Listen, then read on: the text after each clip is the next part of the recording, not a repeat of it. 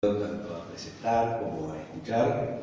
El objetivo de estas jornadas que venimos haciendo en los últimos años, 2, 3 por año, es poder realmente tener algún ámbito en el cual se puedan presentar temas vinculados al transporte, discutirlos, reflexionar, tener intercambio de ideas, que la verdad que en nuestro país es menos frecuente de lo que debería ser.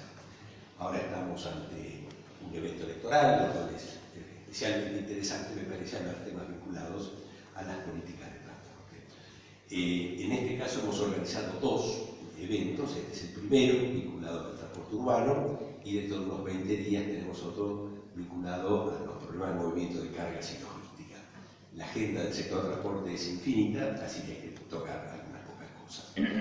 Yo quiero agradecer muy especialmente a la Fundación del Banco Ciudad, y a Cristiana Cinelli, que está acá presente, y a sus colaboradores que nos han prestado este lugar. En otras oportunidades nosotros hicimos estos eventos en aulas de la universidad, pero bueno, la verdad que a estas horas, todos los días hábiles, las aulas están llenas, no tenemos disponibilidad. Y este salón es fantástico, la verdad que nuevamente, Cristian, muchísimas gracias. Cuando organizábamos esto pensamos, bueno, ¿qué temas tratar? Aunque sea solo del transporte urbano, habría temas infinitos, ¿no es cierto? No tiene sentido tratar uno solo, tampoco, todos es imposible. Entonces hemos pensado en tratar algunos temas específicos, todos ellos interesantes, y eso nos permitió también elegir algunos oradores que yo creo que realmente van a ser interesantísimos. Aprovecho y en vez de hacer esas presentaciones formales leyendo el currículum, solo les cuento que primero va a exponer a Diego Sánchez, que él, bueno, ha participado en el tema del transporte automotor y el transporte en general por muchos años, y su tema se va a centrar en los subsidios al autotransporte de pasajeros. Después va a seguir Andrés Gardner, que hoy está en una unidad especial, que está revisando un poco la estructura de rutas del autotransporte de pasajeros en la región metropolitana, un tema también tremendamente interesante y de mucho futuro. Andrés, al igual que Eladio, también ya tiene sus años en trabajo en estos temas, así que seguro que nos van a comentar cosas muy interesantes. Y finalmente, Lía Martínez, ella dirige una unidad de estudios estratégicos en la provincia de Mendoza. La verdad que nos interesaba muchísimo tener una perspectiva no porteña, mirar qué es lo que está pasando con la movilidad en otras ciudades del país, y bueno, en Mendoza han hecho cosas interesantísimas, así que les voy a presentar. Nuestra idea sería que cada uno presente unos 15 minutos, me tocará a mí ser el tirano que les vaya mostrando, acelerar un poquito, y después sí tener preguntas libres, sin papelito. Creo que la idea es generar un ámbito en el cual se puedan discutir, conversar, reflexionar sobre temas que sin duda nos interesan. Eladio, entonces, vos empezás.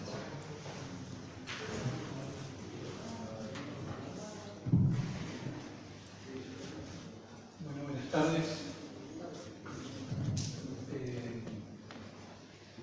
Con la invitación de José a dar esta charla, fue hace un tiempito, así que empecé a trabajar y en un contexto preelectoral también, así que hoy estamos hablando de esto y la verdad que estamos en una situación que no sabemos cómo vamos a terminar y cómo vamos a seguir, pero bueno, hablemos del sector.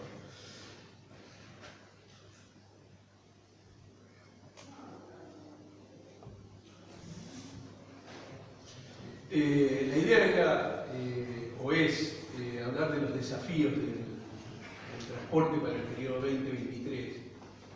Y yo empecé haciéndome algunas preguntas, que por ahí en algún momento hubo algún cuestionamiento al tema de los subsidios, y digo así, ¿debemos subsidiar el transporte de pasajeros urbanos?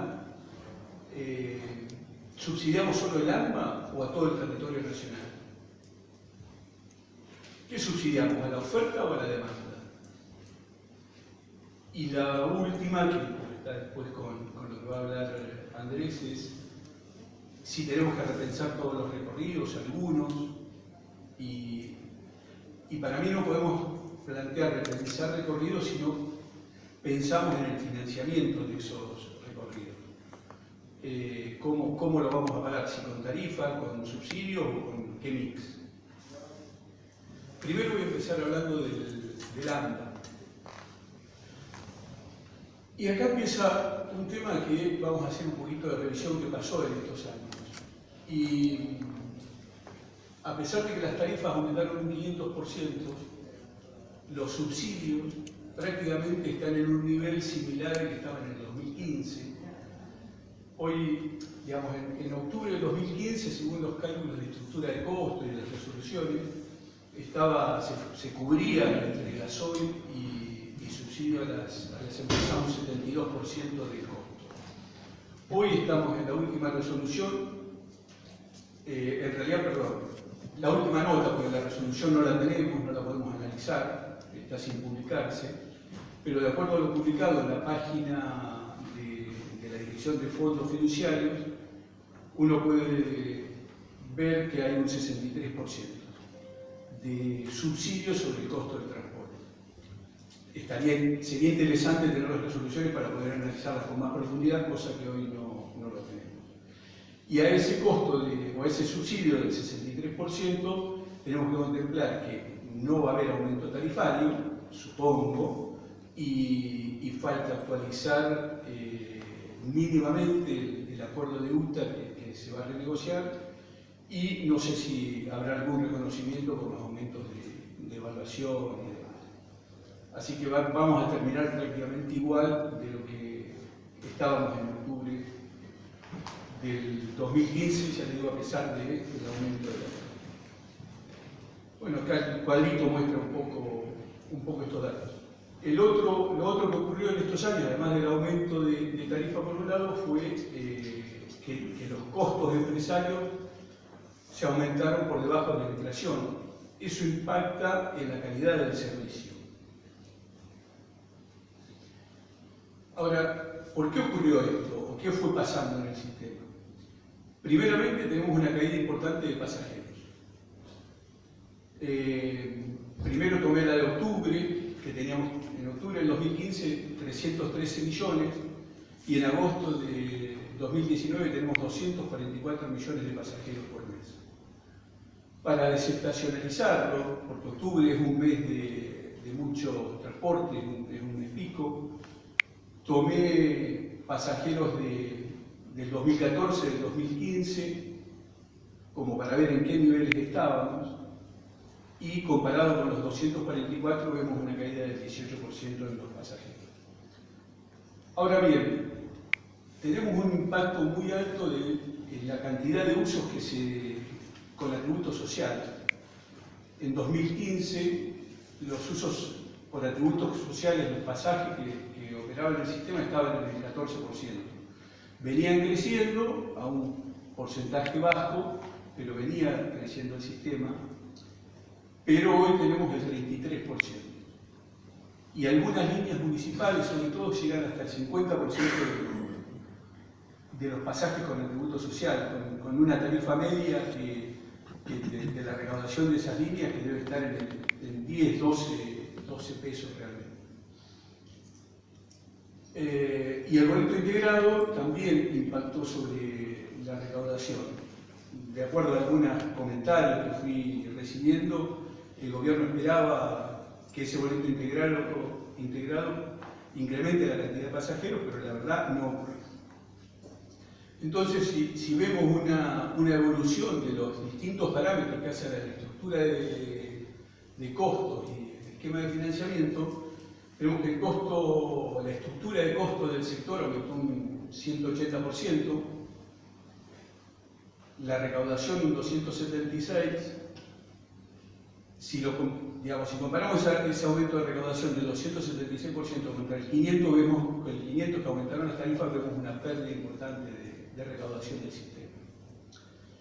Y como efecto de ese aumento de recaudación y con un aumento de costos inferior, la compensación aumentó un 130%. Recién les comentaba el atributo social, y la verdad que cuando vemos el desglose del atributo social, y esto sería un debate lindo en Twitter, que hay un grupito que hablamos de transporte, y Rafael Schiavaresi pone este primer cuadro, y la verdad que me asombró, y yo no lo llevaba al análisis al día, y me puse a mirar algunas líneas y le terminé diciendo que me había asombrado y que lo había controlado un poco. Y hice un pequeño número de líneas, porque si vemos las provinciales, y dentro de provinciales están provinciales y municipales, de lo que es provincia de Buenos Aires, tenemos un 38% de usos con atributos sociales, con líneas que llegan al 50%. La verdad que no sé qué pasa, no sé si el gobierno lo ha estudiado, lo ha analizado, no desconozco esto, pero el alto impacto que ha tenido el aumento de tarifas, digamos, yo siempre defendí o acepté que pudiera haber algún error o algún uso en el propio grupo familiar de algún beneficiario del atributo social, pero acá me parece que esto excede eso. Y supongo que es por las necesidades sociales y el alto impacto que tiene en el salario que la familia, el pasajero, termina haciendo este uso. La verdad que es un tema que un desafío sería para analizarlo, para pensarlo, para estudiarlo. Como veo que Barbero mira el reloj, me voy a recién decía que los costos empresarios aumentaron menos que la inflación, y uno de esos impactos que vemos es en la caída del nivel del servicio. Y tenemos que la antigüedad promedio pasó de 4,90 a 6 años de antigüedad de los coches, con el efecto que los patentamientos del 2016 prácticamente son todas compras del 2015, o una gran parte de compras del 2015. Por lo tanto, el efecto real de esta caída de la calidad del servicio lo vamos a terminar viendo el año que viene. Pero esto se nota en la cantidad de coches que se ven parados en la calle. Los criterios de distribución. Ustedes habrán escuchado que hoy estamos pagando, o se está pagando por la demanda, pero hubo 3 cambios importantes, podríamos decir. Como estábamos en el 2016, reflejado por la resolución 396, en donde había una alta parte de los subsidios que se distribuían a la oferta. La resolución 505 hace un cambio e introduce ahí un concepto que dice que es de demanda, pero no es de demanda, pero cambia un esquema de esa distribución, y terminamos con la resolución 1144, que cambia tres elementos. Uno hace una apertura de 21 subgrupos, y las empresas ahí, uno podría decir que está mejor direccionado, es más fino la estructura de costo, pero eso ha implicado mejoras y, digamos, ganadores y perdedores. La tarifa técnica es otro cambio que también tenemos ahí, es la diferencia entre la tarifa comercial y la que se le reconoce como tarifa técnica de la empresa. Y hay la duda que me planteo, y la vamos a ver un poquito, es si está bien calculada, bien definida. Y el último gran tema es que va todo a la demanda.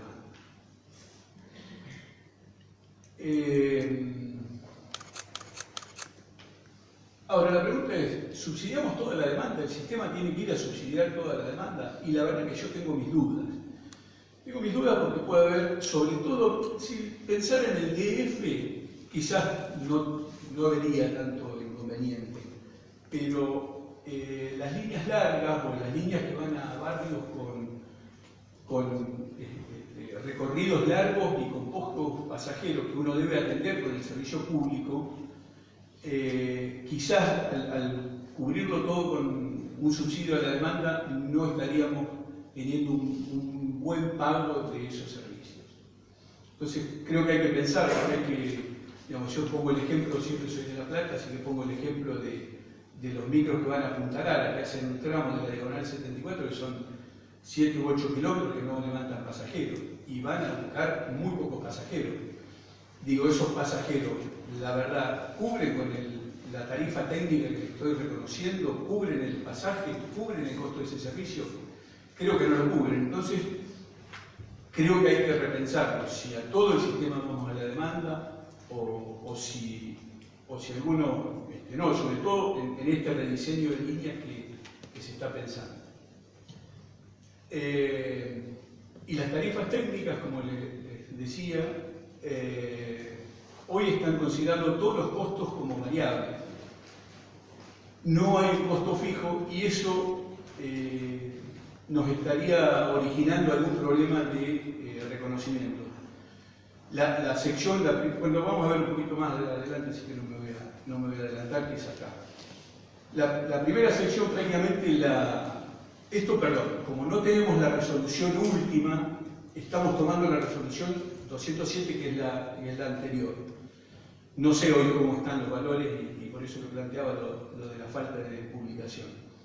Pero tomando el esquema anterior, que supongo que debe seguir el mismo esquema, tenemos que la primera sección prácticamente tiene la misma tarifa técnica que la tarifa comercial. Por lo tanto, una empresa, una línea que tiene muchos pasajeros de primera sección, y eso lo vemos mucho en las municipales, prácticamente esa empresa está con problemas, está complicada. La segunda y tercera sección creo que estarían sobre reconocidas, y después las kilométricas, que acá básicamente no están, pero las que vienen la curva como que se aplana, y una línea larga kilométrica podría estar mal subsidiada, mal compensada, mal reconocidos sus costos. ¿Qué pasó con este cambio de distribución? Yo hice un ejemplo de algunas empresas para que veamos cómo variaron. Y voy a tomar algunas como ejemplo. Por ejemplo, el Urbano es una empresa de Lanús con dos líneas, la 522 y la 527. Cuando el total de la compensación que tenemos en la línea de abajo, en el primer ajuste fue del 92%. Esa línea se vio muy beneficiada. Su compensación aumentó un 160%. Al segundo año que tomo, prácticamente siguió la regla. De 13,8 ajustó un 12,31. Ahora, cuando en 2019 ajustamos y se aplica la demanda, en lugar de aumentar el 28% como sería la norma, la norma general, al total de compensación, esa empresa perdió 41% de su compensación. Y hoy quedó por debajo, cuando todo el sector, toda la compensación tomada en este periodo, se ajustó en un 180%, a esa empresa, por esas dos líneas, se le ajustó un 72,30%. Como vemos, esta variación de criterio hace que también al sector, al empresario, le impacte en su planificación, en su programación. Y acá, esto lo tomé, la verdad sin querer, pero después analizando los números, tomé los meses de junio. Y justo se dio un cambio en el esquema de costeo, que es con los aguinaldos. La estructura hasta 2016 tenía el aguinaldo prorrateado 8,33 todos los meses. Años 2017 y 2018 hubo un cambio de criterio que se pagó el aguinaldo en junio y en diciembre. Y en 2019 volvimos al esquema que teníamos anterior. Lo que digo es, sin cuestionar si está bien o no, digamos, estos cambios permanentes de reglas de juego afectan a la planificación del sector. Tres preguntitas con esta línea que veíamos de Lanús. Con este nivel de subsidio, ¿es viable? ¿Está bien compensada? ¿Son necesarias estas dos líneas? Habría que analizarlo, porque si no tiene pasajeros, como mostraría lo de la demanda, tendríamos que ver qué está pasando ahí. Acá hice un cuadrito que no lo vamos a mirar, pero es de la base de datos de gobierno. El impacto presupuestario. Hoy, en el AMBA, a nivel de agosto, son las compensaciones están en 5.900 millones, incluyendo el gasoil. Son unos 70.000 millones al año. Y el atributo social dentro de estas compensaciones, de esos 70.000, implican 11.200 millones al año, como para que veamos el volumen y la magnitud que tiene el atributo social. ¿Cuál sería la proyección para la provincia de Buenos Aires? Porque una de las preguntas que me voy a hacer más adelante es si la provincia de Buenos Aires está en condiciones de soportar o de atender este gasto. En el presupuesto 2019 la provincia de Buenos Aires lo que tiene incorporado no le alcanza. Tiene unos 25.000 millones entre el AME y el interior y va a estar gastando unos 30 y pico, y si viene un ajuste mayor, esto todavía va a quedar corto. Los desafíos que tenemos. Hoy toda la metodología de estructura de costos, subsidio y demás lo define la Nación. No lo define ni la Ciudad de Buenos Aires ni la provincia, que son quienes están financiando el sistema. Me planteaba qué puede pasar o qué va a pasar si hay diferentes signos políticos, porque hasta ahora se manejaba uniformemente o una decisión de nación, la provincia la aceptaba. Y lo que decía hoy, si es sostenible este nivel de subsidio para la provincia. Para la provincia, piensen que todo el Ministerio de Acción Social tiene un presupuesto de 23.000 millones de pesos.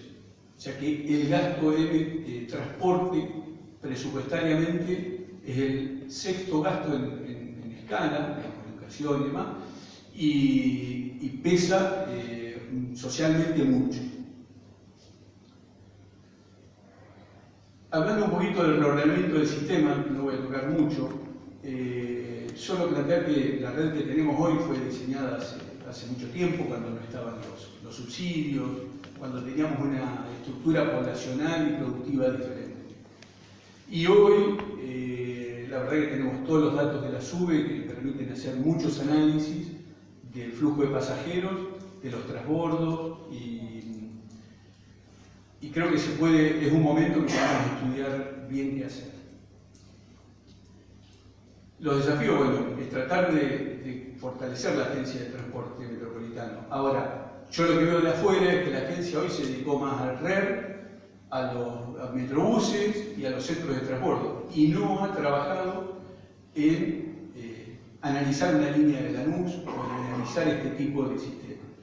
Y la verdad que creo que es el ámbito tripartito en donde se deben estudiar todos los recorridos y planificar íntegramente el sector. Tenemos que asegurar el nivel de financiamiento del sistema y que sea compatible con el funcionamiento del sistema de transporte y con la situación fiscal del Estado. La verdad que no sabemos qué situación fiscal vamos a tener en 2020. Los criterios de distribución tenemos que ponernos, analizarlo bien y definir un criterio que continúe en el tiempo, no podemos estar cambiando permanentemente. Lo de la tarifa ya lo hablé. Bueno, nuevos recorridos lo vamos a pasar. Del interior, poquito. Títulos de los diarios, en donde me detengo en el último. Paraná estuvo 15 días sin transporte. Y así todas las jurisdicciones están con el transporte muy complicado. Básicamente por el retiro del Estado. El Estado sacó, el Gobierno Nacional, está en el presupuesto nacional y hay dos resoluciones. Una de ellas, que lo dije en el primer momento, es muy discrecional y ahora, si bien hay un poquito más de amplitud, básicamente, si veíamos al principio, eran todos gobiernos gestionados por el mismo partido, por Cambiemos directamente, y tenemos el subsidio nacional. Si vemos el subsidio del 2018 contra el 2019 nacional, vamos a ver la caída que tenemos lugares del 70-80%. Es cierto que acá se obligó a las provincias a subsidiar, y hay subsidio de provincias, pero hay jurisdicciones que no lo pueden subsidiar. El caso de Paraná, por ejemplo.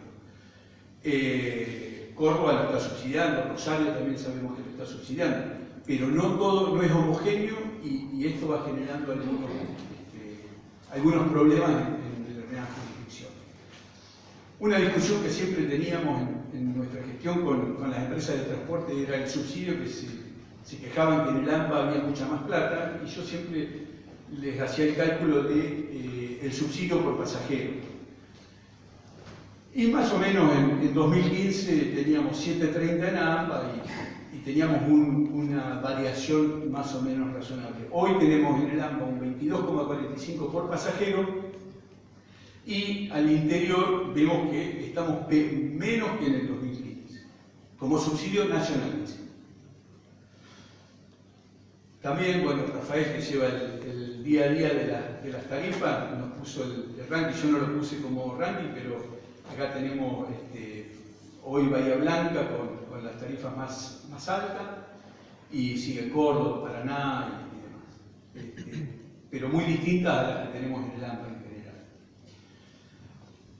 ¿Qué desafíos planteo para el interior? Bueno, redefinir el monto del subsidio al transporte del interior. Creo que así no podemos. Primero, la ley de presupuesto es solamente el monto de los 5.000 y los 1.500 para este año. Por lo tanto, hay que rediscutirlo para el año que viene. Creo que eso hay que aumentarlo, y va a ser una discusión que darán los gobernadores, las autoridades que tienen economía y demás. Hay que redefinir conjuntamente con las provincias cómo se va a distribuir. ¿Volvemos al esquema que teníamos antes del 2018 o cambiamos en algún esquema pensando en fortalecer las jurisdicciones provinciales? Hasta 2018 se distribuía básicamente por kilómetros, parque y empleados. No había una calidad del sistema ni cantidad de pasajeros. Lo único que había de control de calidad, que estaba bueno, que no lo tenemos, que CNRT controlaba que se haga la BTV y los kilómetros. Hoy con la información, digamos, tenemos información como para poder hacer un esquema diferente, y la verdad que se dejó. Pero la intención debería ser volver a implementar la SUBE para tener un sistema uniforme de información. Y acá me animé a tirar una propuesta, una idea de fórmula de cómo poder distribuir eso, en donde podamos contemplar algo de la demanda y algo de la oferta. Digo, pensar en algún esquema en que uno distribuya, digamos, un cupo de gasoil, como había anteriormente, donde es un concepto netamente de oferta por los kilómetros recorridos. Reconozcamos los atributos sociales que tenga cada jurisdicción, porque es una definición nación, define los atributos sociales, y tenemos un pasajero de acá que va a Mar del Plata y se beneficia. Y un monto a determinar como una asignación por uso, que la idea es tener la SUBE, pero ahí tenemos algún problema porque Mendoza, Córdoba, Rosario, Tucumán, ¿quién me queda? Bueno, Salta, tienen un sistema que no es la SUBE, pero avanzar en un esquema en donde haya una asignación por pasajero. Y después cada jurisdicción sería la que defina cómo distribuya dentro de su jurisdicción, sin tener una obligación de distribuir por este mismo criterio. Un caso típico sería el caso de la provincia de Buenos Aires, que va a distribuir de una forma en el AMBA y otra forma en el interior. Bueno, nada más. No sé cuánto me pasé.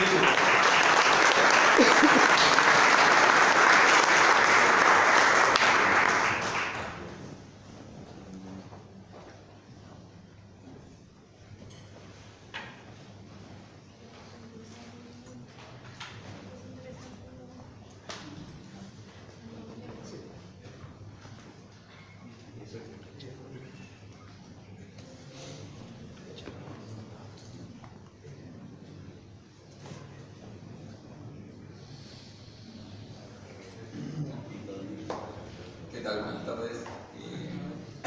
Gracias, Chuso, por la invitación del Instituto.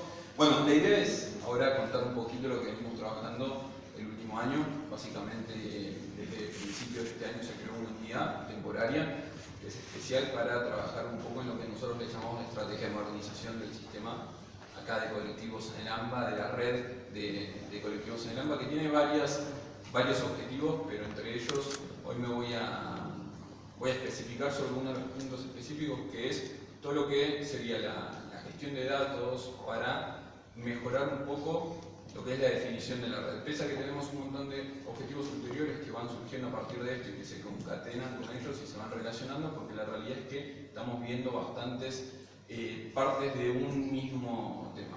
Entonces esto seguramente lo conozcan la mayoría de ustedes, pero me parece siempre, trato de empezar con este tema como para darle un poco de magnitud al desafío que tenemos por delante. O sea, Buenos Aires hoy tiene una de las redes de colectivos, uno de los sistemas de colectivos más grandes del mundo, por lo menos uno de los sistemas formales más grandes, que la realidad es que a partir de lo que estuve investigando y demás, me puede faltar algunos, pero no más allá que el de Pekín tiene un sistema de nuevo formal más grande que nosotros, considerando que en el AMBA tenemos un poco más de 18.500 colectivos que todos los días, y esto es importante, hay 13 millones de viajes que se realizan, el máximo que tuvimos el 6 de abril del 2016 con 13,6 millones de viajes, son más de 4 millones de personas que todos los días utilizan el sistema, tenemos 51.000 empleados, choferes y también personal de apoyo que trabaja todos los días para hacer que el sistema funcione, y casi 400 líneas. Entonces, en ese marco hay una realidad que es que la forma en que se mueven estos 4,5 millones de personas, estos más o menos 3.000 y pico de millones de viajes que se realizan todos los años en el área metropolitana de Buenos Aires, ha cambiado en los últimos 50 años. La realidad es que a partir del crecimiento de la mancha urbana, fundamentalmente estructurada a partir del desarrollo de ejes viales, el aumento importantísimo que tuvimos durante las últimas 2 a 3 décadas de la motorización privada, ha hecho que se modifique de manera, en algunos casos bastante estructural, la forma en que nos movemos.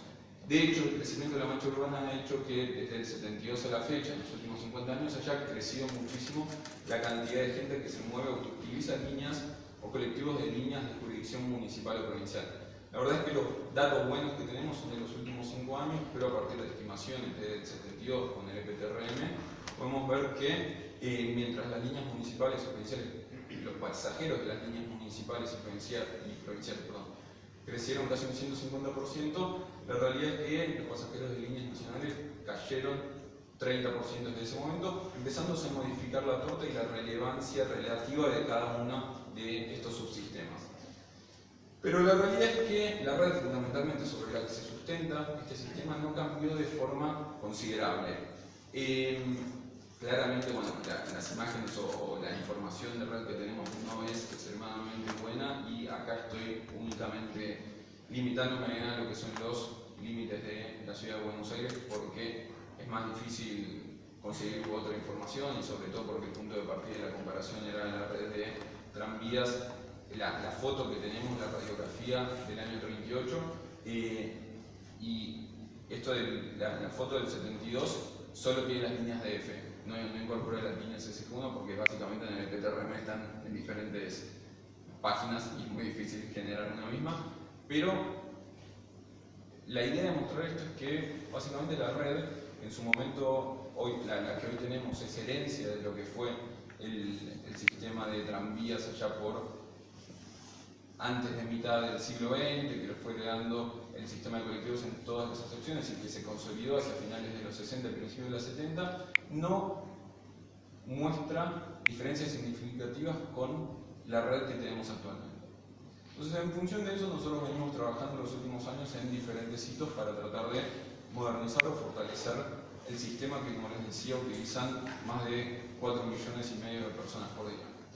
Básicamente, hay diferentes hitos o pilares, entre los que se encuentra el tema del desarrollo de infraestructura, que se viene trabajando a partir de una estrategia no solo de los corredores Metrobús para mejorar las velocidades comerciales de cada uno de los colectivos, aumentar la productividad del sistema, sino que también venimos trabajando en la pavimentación de calles de tierra, porque nosotros hemos relevado casi 500 kilómetros de vías o en mal estado o no pavimentadas, fundamentalmente en el conurbano, en donde teníamos recorridos de transporte público. Ampliamos, y esto hacía referencia antes Eladio, ampliamos la tarifa social, no solo de 40 a 55% de la tarifa, sino fundamentalmente se incorporaron casi 2 millones de nuevos beneficiarios, con el objetivo de generar mayor acceso al sistema, para lo cual también se implementó RedSube, en donde el objetivo principal no era primariamente hacer que crezca la cantidad de viajes, sino fundamentalmente tratar de morigerar el costo de transporte para las personas que más viajes realizaban, en donde nosotros teníamos personas a partir de los nuevos datos que realizaban de hasta 5 o 6 viajes concatenados. Entonces el objetivo era tratar de bajar la carga del costo de movilidad para cada uno de los días, que fundamentalmente la gente que más alejada de los centros está. Mejorar la seguridad, empezamos a trabajar en una estrategia de impacto ambiental y de mejorar la tecnología, no solo del sector, sino fundamentalmente de la red de carga y demás. Pero el punto que tal vez más me atañe a mí es lo que venimos trabajando en el mismo tiempo, es fundamentalmente la estrategia per se de modernización, que básicamente tiene diferentes aristas, entre lo que estamos trabajando en la nueva imagen, en los nuevos servicios para propender a los usuarios y muchos habrán escuchado nuevos pliegos de licitación para que el acceso al mercado por parte de los operadores se realice a partir de la incorporación no solo de nuevos beneficios para los usuarios, sino también fundamentalmente en condiciones en que podamos ecualizar mejor hasta incluso las diferentes rentas y el acceso en las diferentes líneas. Pero fundamentalmente algo de lo que quería hablar un poco hoy es el tema de la planificación de las nuevas rutas, repensando los recorridos, entendiendo mejor los recorridos. Y para ello, hoy tenemos una herramienta que para mí es, si quieren, el hito más importante del subsistema de las últimas décadas, por lo menos, que es la incorporación de los datos masivos y la gestión a partir de estos datos. Nosotros tenemos un hito importante que es en 2014, que se produce la difusión completa de SUBE en todo el área metropolitana. Empieza en 2009, lo recordarán, el tema de las monedas, 2010 sigue creciendo. 2003 todavía ya estaban, por ejemplo, todas las líneas de jurisdicción nacional, pero en 2014 se produce la difusión total en las 3 jurisdicciones, tanto nacional, provincial y municipal. Y desde ese momento, la realidad es que por mucho tiempo no se utilizaron los datos más que para algunas cuestiones específicas de liquidación, pero por lo menos no para la planificación, que es algo que empezamos a hacer de manera, si quieren, masiva a partir de principios de este año. Esperemos que continuarlo con la incorporación de gestión de flota que se está sucediendo en estos días. Básicamente nosotros hoy con gestión de flota todos los meses tenemos 1.500 millones de datos nuevos sobre el sistema de colectivos en el área metropolitana. Esto no es solo de transacciones, sino fundamentalmente, y ahora estamos incorporando las transacciones GPS, es decir, las ubicaciones de cada uno de los colectivos. ¿Qué nos permite? El cuadro que ustedes ven a la izquierda es bastante tonto, en el sentido de que ya todos saben que la mayoría de la demanda se concentra en la hora pico, pero ahora lo que podemos empezar a ver mucho mejor es para cada una de las líneas los diferentes mapas de calor efectivamente cuando empieza a surgir cada una de las líneas, y a su derecha lo que podemos empezar es a producir o a generar estos contenidos en el territorio, básicamente a partir de mapas de calor de transacciones, diagramas de carga, correlación con otro tipo de variables, fundamentalmente geográficas, generación de líneas de deseo para una o diferentes líneas de un mismo corredor. Podemos empezar a evaluar la frecuencia de uso de cada una de las líneas. La realidad es que, y macharlos con la persona que lo utiliza. En el cuadro de arriba a la izquierda empezamos a definir la cantidad de líneas por usuarios, o sea, por cantidad de tarjetas en el mes, y por ejemplo vemos que son 2 líneas que tienen usos masivos, básicamente más de 600.000 pasajeros únicos que realizan al menos una transacción al mes. Son la 59 y la 152, por las dudas, y donde la amplia mayoría de las líneas tiene entre 100.000 y 300.000 pasajeros únicos por mes. No quiere decir que no realicen en otras líneas, pero tarjetas únicas que varían sobre eso. Empezamos a ver, por ejemplo, que la cantidad de usos por tarjeta por línea del mes, en donde están todos concentrados en una muy poca cantidad de pasajeros por mes. O sea, nosotros empezamos a trabajar con esto de, no quiero llamarlo mitos, pero cuáles eran las verdades aceptadas por todos que teníamos, como por ejemplo el tema de los usuarios muy cautivos de cada una de las líneas y el viaje muy pendular. Fuimos encontrando que la realidad es que a partir de la multiplicidad de opciones que existe claramente, mientras más nos acercamos al centro, más se verifica esto.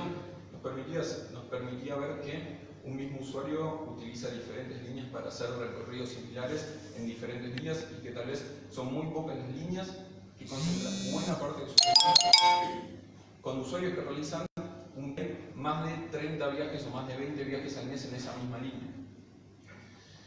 Y otra de las cosas con las que estuvimos trabajando el año pasado fue empezar a diseñar una metodología para sacar los factores de ocupación del área metropolitana.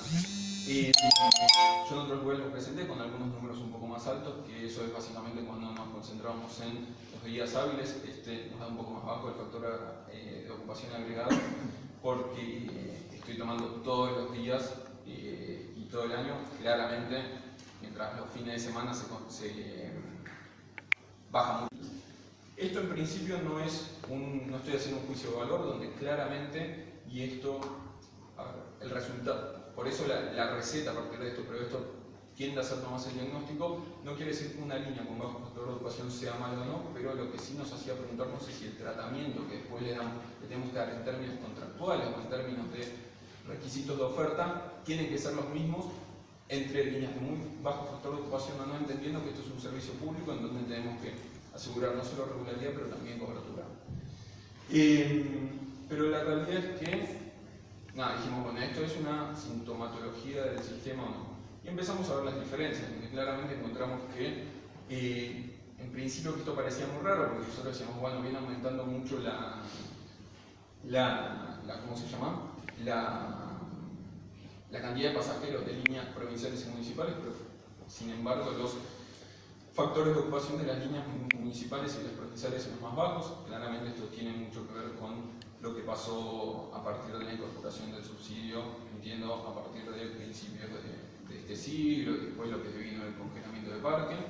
Pero nosotros esto lo empezamos a utilizar porque en el marco de la agencia, fundamentalmente cuando veníamos trabajando con las líneas provinciales, teníamos gente de provincia que nos venía y nos decía, che, viene un municipio que está pidiendo mayor cantidad o más parques para una línea determinada, y nosotros de repente íbamos a los números y creíamos que tal vez la utilización del recurso no era la óptima. Por otro lado, empezamos a encontrar, y esto también de las diferentes verdades, o lo que nos posibilita hacer la tecnología. Esto es para el Metrobús Norte. Nosotros tomamos, por ejemplo, las líneas que tienen más de 800, que usan el recorrido en más de 800 metros. Estas, no me acuerdo si son 13 o 14 líneas, en donde lo tomamos sacamos el factor de ocupación por hora, por sentido, y donde empezamos a ver que, primero, las líneas que tienen alto factor de ocupación, por lo general lo tienen casi todo el día, pero por otro lado, que claramente, y esto no estoy diciendo nada raro, la ocupación a la noche baja sustancialmente, y no es solo que baja la demanda, sino que fundamentalmente no se puede, o la oferta no ajusta de tal manera para acomodarse a la demanda. Hoy por hoy la oferta nocturna, por ejemplo, está limitada por una resolución del 94 que que es resultado del decreto 656, pero en donde hoy entendemos que empieza a haber posibilidades de que a partir de la disponibilidad tecnológica nosotros podamos empezar realmente a ver, bueno, cuál es la oferta que nosotros tenemos que ver en ciertos corredores, empezar a definirla de mejor manera. Entonces, ¿qué empezamos a hacer como para entender un poco esta gran masa, estos 18.500 colectivos que llevan tanta gente y demás, como para tratar de ordenar un poco el trabajo, cómo empezar a priorizar una idea de tener una red más moderna, una red que entienda y que contemple todas las cuestiones que hablaba Darío antes, las restricciones presupuestarias que tenemos, empezar a realmente ver dónde es necesaria cobertura, dónde está sobrando cobertura y demás. Nosotros estamos trabajando por corredores, los famosos cucuruchos, entiendo que mucha gente le llamaba en los 90, donde tenemos 8 corredores, 8 cuencas diferenciadas, distribuimos las 392 líneas en el corredor norte, noroeste, oeste, sudeste, sur, sudeste, el centro y transversal. Ahí tienen la cantidad de líneas que estamos clasificando en cada uno de ellos y la cantidad de pasajeros anuales que implican, que llevan cada una de este conjunto de líneas. ¿Y cuál es la idea? Nosotros sabemos que no podemos trabajar todo una, sabemos que es necesario empezar a entender mejor el sistema, no con una hipótesis predefinida, pero sí en donde si queremos hacer un uso mejor de los recursos, en donde queremos tener mejor nivel de servicio, sabemos que hay una decisión explícita de esta gestión que no vea el subsidio como algo malo, sino que entiende que el transporte público debe ser subsidiado para fomentar el acceso. Claramente debe haber muchísimas cosas que se podrían hacer mejor, y en eso lo que estamos tratando de evaluar es las necesidades de cada uno de estos corredores para hacer una asignación presupuestaria que refleje las necesidades de la gente que vive en estas cuencas. Nosotros sabemos que, y en eso me parece que faltó antes, claramente el subsistema de colectivos no puede ser visto de manera aislada, sino que forma parte de un sistema de transporte más importante de otra escala en el área metropolitana, en donde se están haciendo muchos esfuerzos para trabajar, por ejemplo, en una modernización o en una mejora del sistema ferroviario, en donde tenemos que entender que también una segunda etapa del Ubleto integrado tiene que ser trabajar fundamentalmente en la infraestructura de combinación entre diferentes modos para tratar de propender a que haya mayores viajes integrados y fundamentalmente hasta incluso tratar de troncalizar ciertos viajes desde el sistema ferroviario. Fundamentalmente eso va a ir y va a liberar ciertos recursos de este subsistema o eficientizarlos en términos macro. Para trabajar en cuencas, que nos juntamos con el sector, escuchamos al sector y básicamente diseñamos una serie de indicadores entre los cuales se encuentra el indicador de desempeño, en donde no quise traer las diferentes fórmulas de eso porque la verdad es que armamos bases de datos demasiado grandes y con muchas variables incluidas, pero es un indicador que sintetiza tres tipos de variables, o más tres grupos de variables. Bueno, esta peli que estuvo trabajando en muchas de estas cuestiones, donde tenemos un grupo que es de calidad del servicio, otros que son puramente asociadas a las cuestiones operativas, y otras que son específicamente relacionadas con la economía del sistema. Y sacamos el indicador de desempeño para cada una de las líneas y después lo fuimos ponderando en demanda para todas las líneas para armar los grupos, y encontramos un orden de relación de cuál debiera ser la prioridad para ir trabajando. Nosotros empezamos a estudiar procesos de modernización a lo largo del mundo y entendemos que no podemos tirar acá una bomba y empezar a repensar toda la red como un todo, porque la verdad los antecedentes en otros países no fueron buenos y porque el riesgo de la contingencia de generar un mal rato para muchos pasajeros es algo que no tiene sentido. Entonces estamos planteando una estrategia que sea incremental, que sea progresiva y gradual, en donde empecemos a trabajar a nivel de una cuenca, un corredor, y fundamentalmente hoy priorizando a partir de las que el peor indicador de desempeño tiene, entendiendo que el impacto en calidad o nivel de servicio para los pasajeros va a ser lo más importante. Este es hoy los resultados. Y ya terminando, básicamente, ¿qué es esto? Cuando digo publicación de nuevos KPIs, estamos sacando unas redes ahora para publicar nuevos indicadores. El objetivo es que el indicador de desempeño sea de frecuencia anual y que podamos actualizar los datos todos los años y que esté libre de disponibilidad para empezar a generar, para que las propias líneas, operadores, usuarios o algo puedan realmente evaluar cuáles son los resultados que tenemos a partir de esta cantidad de información. Evaluar desvíos de recorridos. Nosotros, dentro de la nueva normativa, la nueva regulación que estamos planteando, estamos incorporando nuevos indicadores, por ejemplo el indicador de regularidad, para el cual estamos estudiando a partir de los datos de gestión de flota cada una de las líneas, definiendo ciertos umbrales para ver cuál es la posibilidad de, sabiendo que esto es uno de los temas que más afecta a la calidad del servicio para los pasajeros, queremos incorporar una métrica para tener como objetivo para cada una de las líneas. Estamos tratando de ver si podemos sacar esto de factor de ocupación, ya no estimado por nosotros a partir de los viajes pendulares, del seguimiento de las tarjetas, sino fundamentalmente a partir de las imágenes que tenemos. Estamos probando, testeando algún software para eso. Y dentro del marco de clusterización de lo que se está haciendo el trabajo para ir a demanda, estamos trabajando en generar grupos de líneas para tratar de realizar o para tratar de presentar estos indicadores de referencia que tenemos para las líneas más a nivel de grupo. Y nada, algunos proyectos futuros que estamos trabajando es generarle más tecnología como para tratar de mejorar la recolección y la explotación de datos. Muchas gracias.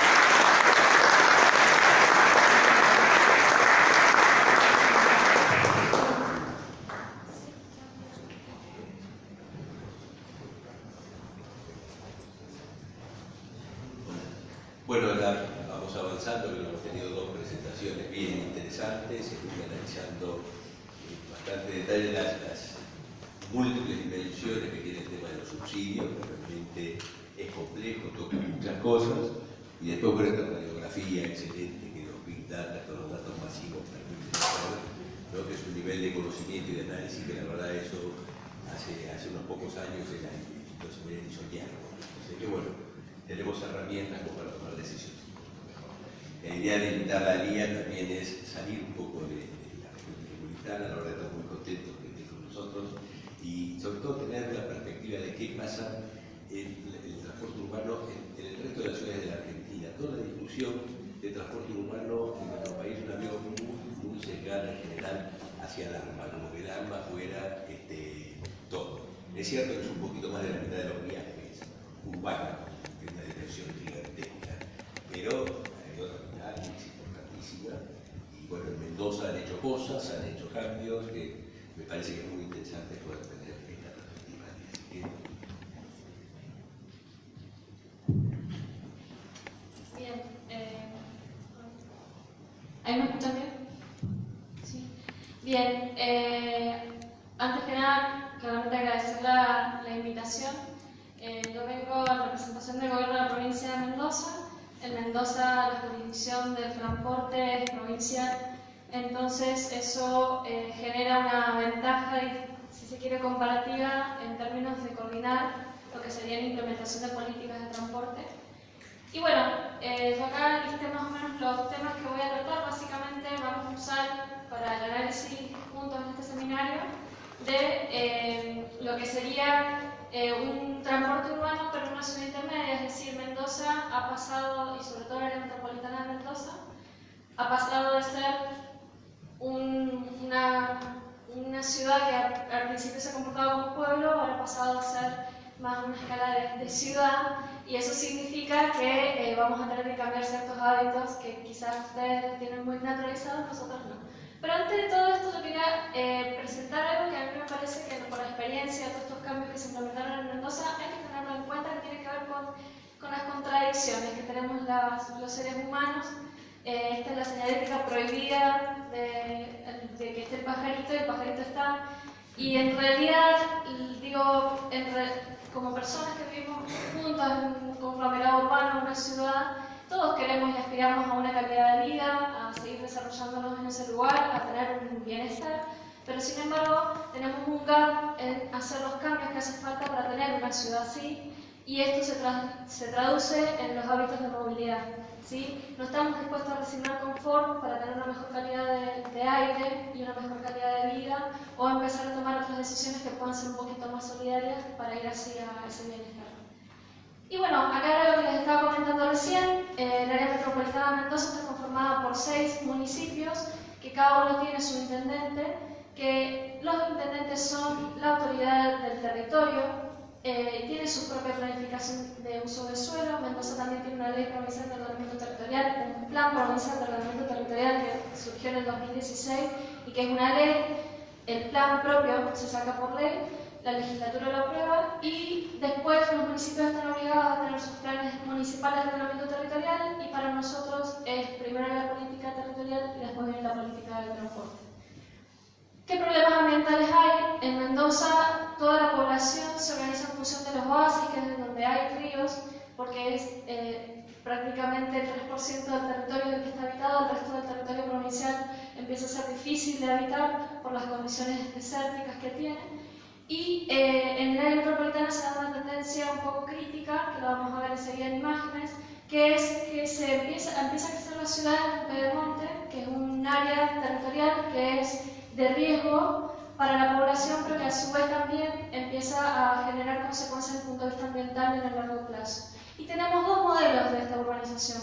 La urbanización del barrio cerrado, de esas familias o personas con un alto poder adquisitivo que tienen al lado una autopista, entonces bueno, esto viene asociado a un uso de auto.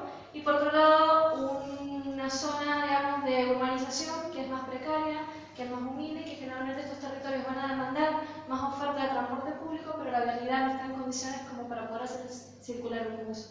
Y bueno, y después la competencia por el espacio público, que es una imagen que ya estamos viviendo en todas las ciudades.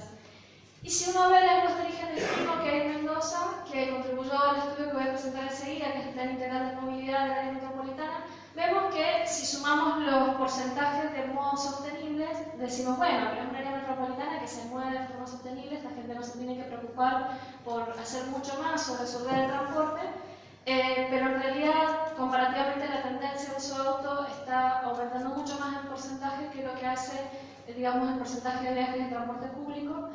Entonces eso directamente, digamos, en un proceso, yo ahora estoy haciendo una síntesis, pero un proceso histórico un poco más complejo. La anterior gestión empezó a hacer los estudios necesarios para poder tener un plan integral de movilidad.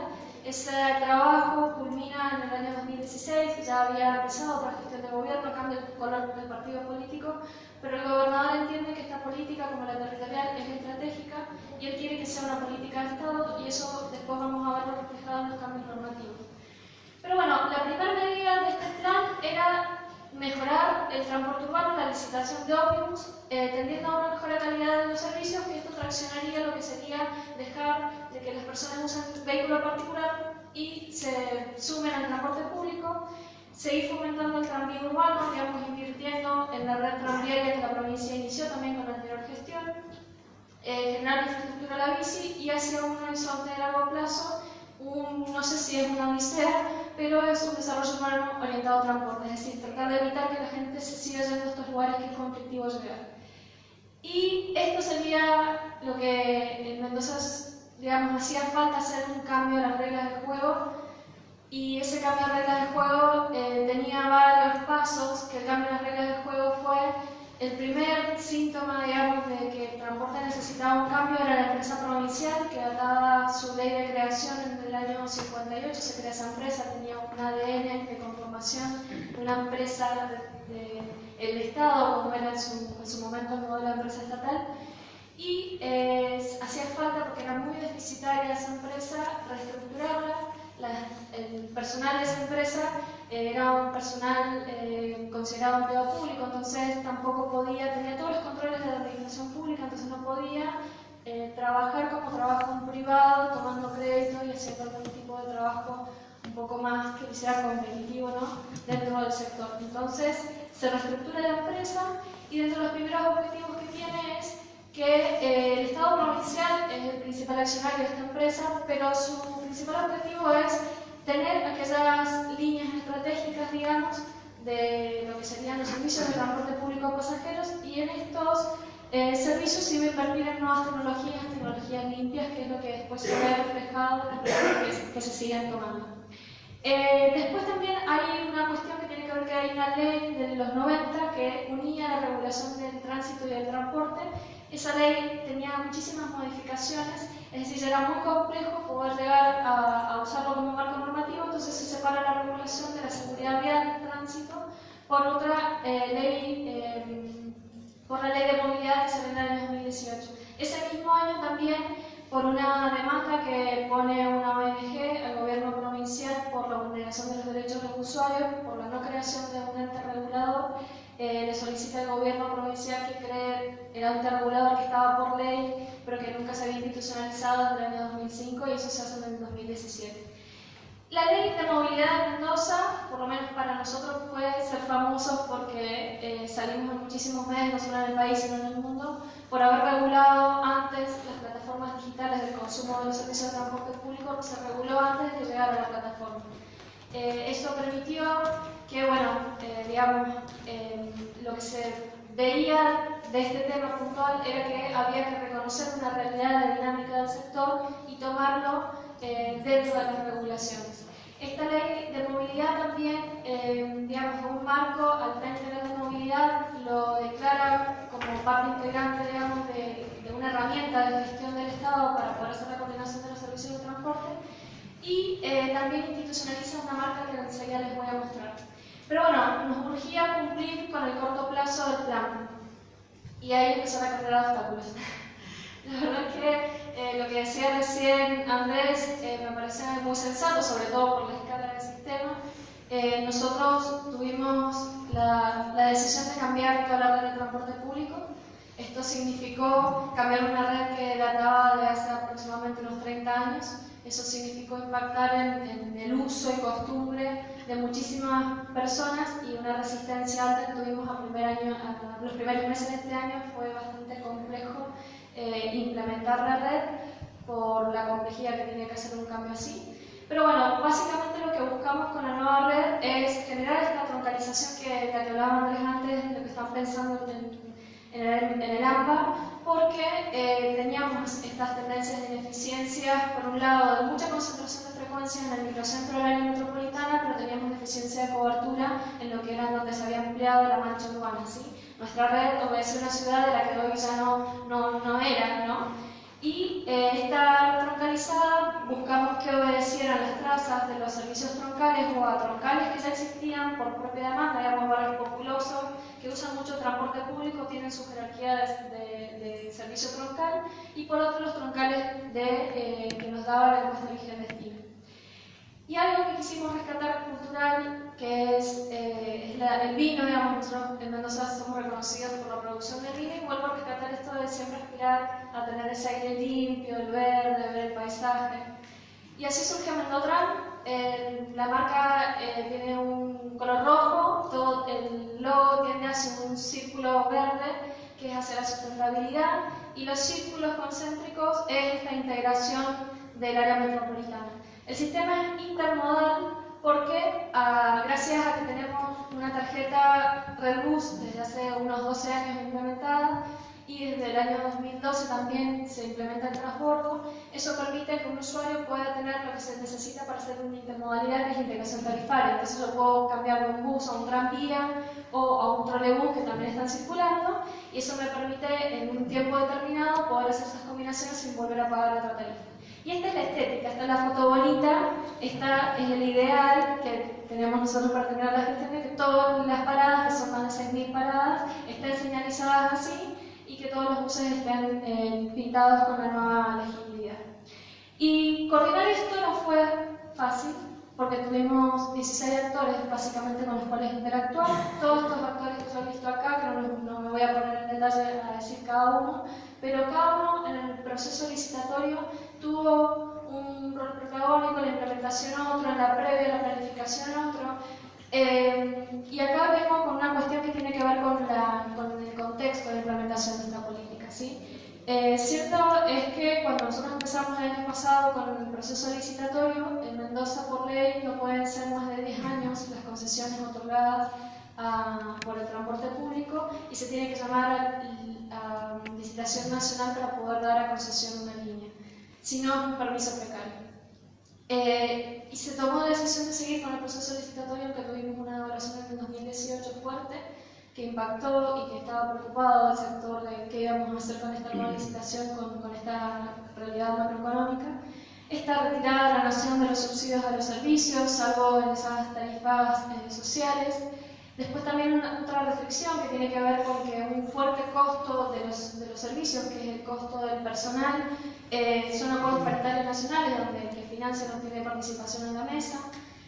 Por una decisión política, también Mendoza, el gobierno de la provincia había hecho un fuerte ordenamiento fiscal, entonces tenía la capacidad de poder cubrir lo que la nación antes cubría, y también porque se entiende que hay que subsidiar los servicios de transporte público por los beneficios que se generan para el conjunto de la población, más allá del beneficiario, entre comillas, directo, que podría ser un usuario. Pero sin embargo, estamos trabajando ahora en tener esta metodología, que por ahí me interesaba muchísimo el análisis del primer expositor, para justamente tener más herramientas de cómo dar estos subsidios, no darlo por una bolsa infinita, sino tratando de hacer un estado eficiente. Y en Mendoza la tarifa actual es de 18 pesos, una tarifa plana, que es igual para todo el territorio del área metropolitana, con esta posibilidad de hacer un transbordo, que es eso, 2 transbordos dentro del sistema. Y esto también, digamos, se plancha la tarifa, entendiendo que no podíamos, concomitante que estamos cambiando tanto los servicios, además subir mucho la tarifa, porque va a ser una fuerte resistencia de la población. Una cuestión que es importante, y me parece que la licitación hay que verla como que tiene diferentes factores ocurriendo en simultáneo, es un cambio de la regla del juego, pero está bueno ver de todas las todas las reglas que debiera tener el juego, ¿no? Yo lo digo porque estuve en el momento de redacción de pliegos, después de implementarlo, ahora revisando, cuando lo tenés que implementar, empezar a darte cuenta de algunos vacíos. Pero básicamente lo que nosotros quisimos hacer es tratar de incentivar a que el sector se preocupara por levantar pasajeros. Y para eso, si bien se le venía pagando por kilómetro recorrido, esa fórmula de pago no cambió, se le agregó que cumpliera los horarios, que era un fuerte problema, digamos, que se había identificado en los diagnósticos del Plan Integral de Movilidad, y además también por levantar pasajeros, ¿sí? O sea, que se preocupara por tener una buena calidad de servicio, justamente para poder mantener su porcentaje de ganancia. Si el privado no hace eso, va a empezar a tener descuentos, porque objetivamente se lo puede ver por la cantidad de transacciones que tienen en las unidades que declaran. Esto es una síntesis de la cantidad de kilómetros anuales de nuestra red y de los kilómetros, el costo kilómetro, pero esto está, está desactualizado frente a las últimas actualizaciones o sobre todo el valor del dólar. Y acá quisiera avanzar en presentarles pinceladas de medidas que complementan a algo que es fundamental para mí en el transporte urbano de una ciudad intermedia como Mendoza. A nosotros nos queda corta la infraestructura para poder hacer eficientes el sistema, la red. Nosotros sabíamos que veníamos con esa restricción al momento de implementar esta red troncalizada, digamos, nos quedó corta con respecto a tener carriles exclusivos, nos quedamos cortos para tener área de transbordo, y en este punto de la infraestructura para los transportes urbanos donde me parece que la nación tiene que hacer algo, salir del AMBA y efectivamente ponerse a recorrer el país y desde el Congreso Nacional, que el fondo que se hizo compensador del transporte afectado para los impuestos del combustible efectivamente se afecte para la infraestructura para el transporte y que este beneficio de inversión se vea en otras jurisdicciones. Bueno, estos son esfuerzos de los municipios y la provincia para poder hacer carriles exclusivos en 2 municipios, Godoy Cruz y Guaymallén. Hay 2 intendentes que se unieron, digamos, a la mirada provincial de poder hacer carriles exclusivos en avenidas importantes en sus territorios, que sabemos que es una medida política difícil. Después esta es una foto de una recuperación de la estación del ex ferrocarril. Esta es la estación Mendoza, recientemente inaugurada, del tranvía. Esta es una foto desde el otro lugar. Este es el tranvía urbano que está circulando hoy desde el municipio de Maipú hacia Las Heras. Y esta es la inversión en buses eléctricos, toda esta tranvía y los buses eléctricos que voy a mostrar ahora están afectados a prestar 3 troncales estructurantes del sistema que las opera la empresa provincial que se crea en el 2016. Son buses eléctricos que ya están en funcionamiento y afectados al servicio regular, con un fuerte desempeño. En realidad esta también fue una compra que justamente lo tuvimos que hacer el año pasado con un contexto bastante difícil para saber si era conveniente o no hacerlo o razonable el acto administrativo. Y bueno, acá el sistema Mendotrans en número son 330 líneas, 6.800 paradas aproximadamente, 1.400 buses, unos 4.200 choferes.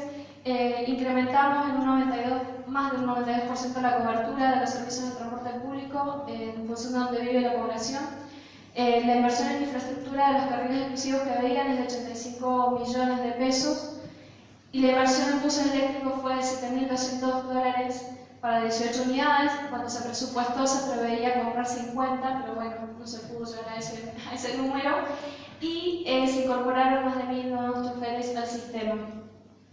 Yo acá lo que quiero compartir, voy a tratar de ser muy sintética, que tiene que ver con la complejidad de hacer este tipo de trabajo, porque nosotros queríamos empezar con una base, una misma línea de punto de partida para jugar el juego, ¿no? Entonces necesitábamos que todos hacer los contratos de nuevo, que no nos quedara un contrato desenganchado, y eso pasaba con uno de los concesionarios, que bueno, se pudo hacer que estuvieran son un total de 9 grupos de servicios, todos tienen nuevos contratos. Por otro lado, también hay que tener en cuenta esto de lo que les decíamos de la cantidad de población y la escala del cambio. Muchas veces uno dice, bueno, hay que hacer un cambio, pero la escala del cambio hace la complejidad a la medida de política, y eso requiere un acompañamiento quizás un mayor tiempo del que tuvimos en el caso de Mendoza. También hay una cuestión que es la comunicación al usuario. Es complejísimo comunicar a un usuario de servicio de transporte público cómo va a ser algo nuevo, donde cada individuo tiene una forma de viajar, unas tomas de decisiones individuales, y sin contar con que ahora tenemos redes sociales, estamos en un contexto de posverdad, y nos pasaba que en un contexto de alta incertidumbre se fogoneaba más esa incertidumbre, generando información falsa, errónea, mientras las personas estaban preocupadas si el colectivo llegaba o no a su casa, ¿no? Y bueno, en realidad eso es algo a tener en cuenta como parte de la implementación de la medida en sí. Y otras cosas que la verdad es que nosotros no sé por qué, pero en enero parecía que íbamos a contrasentido del mundo, pero necesitábamos buses, carteles de cañas para poner paradas, y no había disponible en el mercado argentino todo este tipo de insumos y de máquinas variadas también. Entonces, en realidad, aunque se pueda prever, como los contratos salieron en diciembre firmados y los privados hacían compromisos de compra, al implementarse en enero no había margen de tiempo para que los proveedores, que son un único proveedor de LED, únicos proveedores de buses, nos acompañaran, que somos chiquitos. No sé qué va a pasar si en Buenos Aires empiezan a hablar con los proveedores, porque si no, no lo van a poder hacer. Bueno, y después, algo que sí me preocupé, y por eso empecé con la cuestión cultural, que tiene que ver con que hace falta un liderazgo fuerte para poder promover la visión del cambio, y eso se trabaja con lenguajes que no son los que estamos habituados los técnicos quizás, o hasta incluso podría decir los políticos.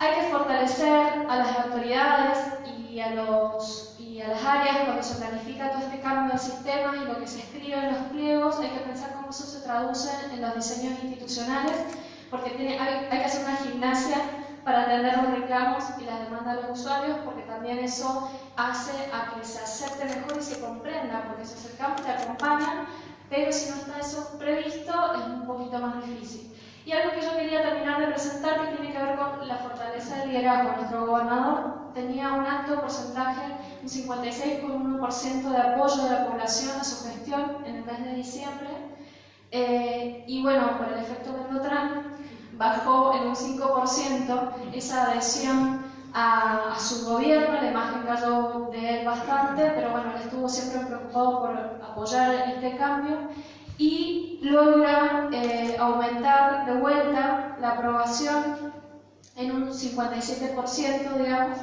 Él vuelve a compensar esta pérdida de capital político, que no es menor lo que estoy diciendo, porque muchas veces los políticos con cambio de gran escala se acobardan, se guardan y dicen que lo haga el próximo, y así seguimos nosotros no teniendo sistemas que sean sostenibles o que vengan a modificar lo que se diagnostica que hay que modificar.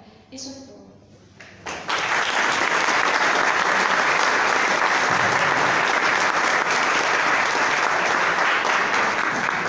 Muchísimas gracias, Lía. La verdad, muy instructivo, muy interesante conocer la experiencia, lo que han hecho, las dificultades enfrentadas. Me hace acordar, la presidenta Bachelet en Chile le tocó, al mes de haber asumido la presidencia, inaugurar un sistema que había preparado la gestión anterior. En 2 semanas bajó 18% la percepción positiva por el paro. La presidenta de Santiago fue difícil. Sí, son cambios muy difíciles, realmente, sobre todo cuando se los hace así tan amplios, ¿no? Bueno, yo creo que han sido unas presentaciones, no sé, por lo menos para mí fueron interesantísimas. Les decía, temas de transporte urbano son infinitos, hemos visto algunos, que nos llenan sin duda de preguntas, de dudas, de reflexión. Pasemos entonces ahora a las preguntas. Tenemos otro... Hola, hola, sí. Hay un pregunta para...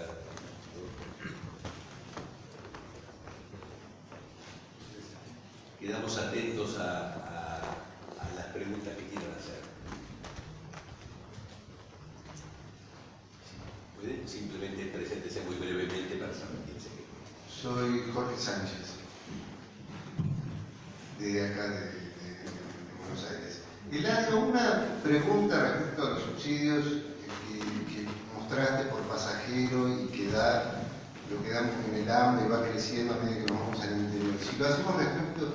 A ver, no me molesta que en el interior por pasajero sea altísimo, porque en realidad si lo hiciéramos por kilómetros seguramente la relación sería inversa.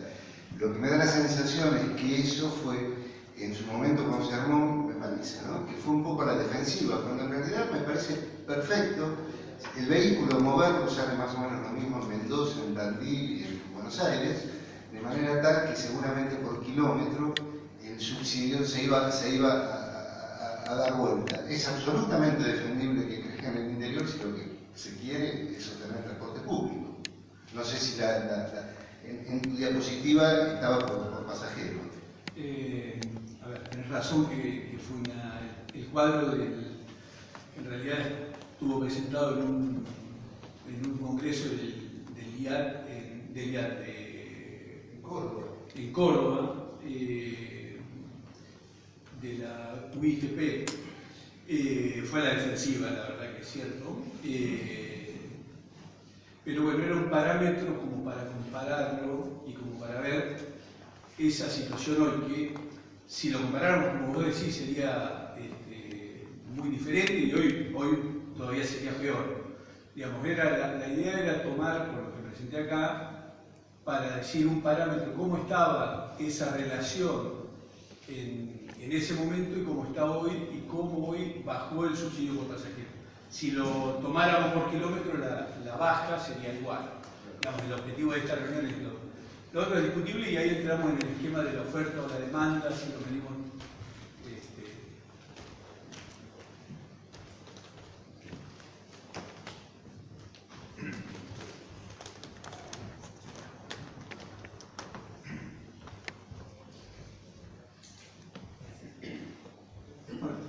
Hola, Jorge Mendoza, Asociación Intermodal de América del Sur. Consulta, en el análisis del subsidio contrastado contra el AMBA, ¿está incluido el costo de la infraestructura ferroviaria, mantenerla, construirla y demás? ¿O solamente el valor contra el colectivo? No, esto es el análisis solo del colectivo. No entré en tema ferroviario y creo que es otra escala y creo que el subsidio en el AMBA es mucho mayor.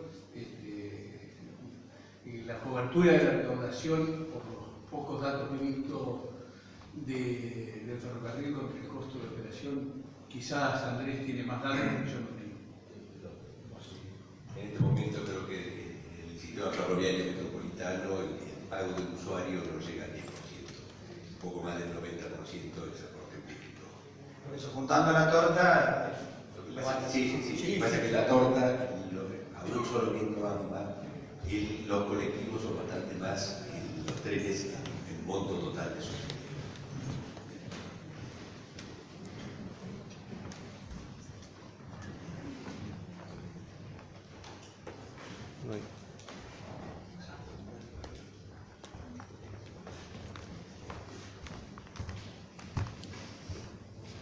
Buenas tardes, buenas noches, soy Fabián Schreiber, soy contador.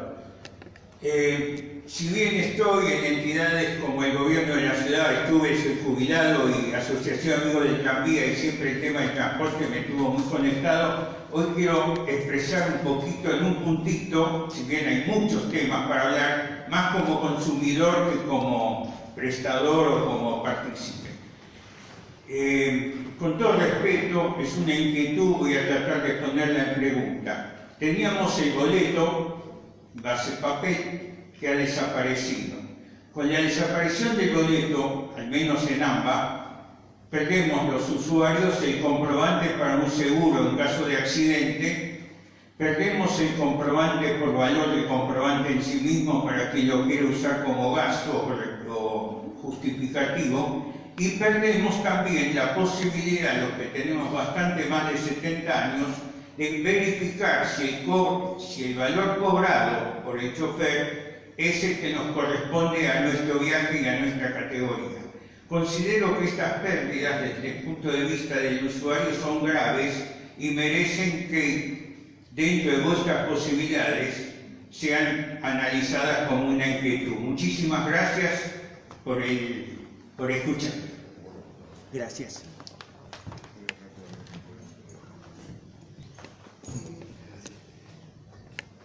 ¿Puedo hacer una pregunta en el medio? Creo que es una pregunta a la Teresa, que se refiere a lo siguiente, tiene que ver con los temas que dijo Guía, ¿no? Cuando veíamos la presentación del ADIO, veíamos que el Gobierno Nacional tuvo un rol clave en generar los subsidios cuando empieza la emergencia económica, etc. tuvo a su cargo una masa enorme de recursos distribuida de formas que fueron cuestionadas, si era un espíritu federal, no lo era, etc.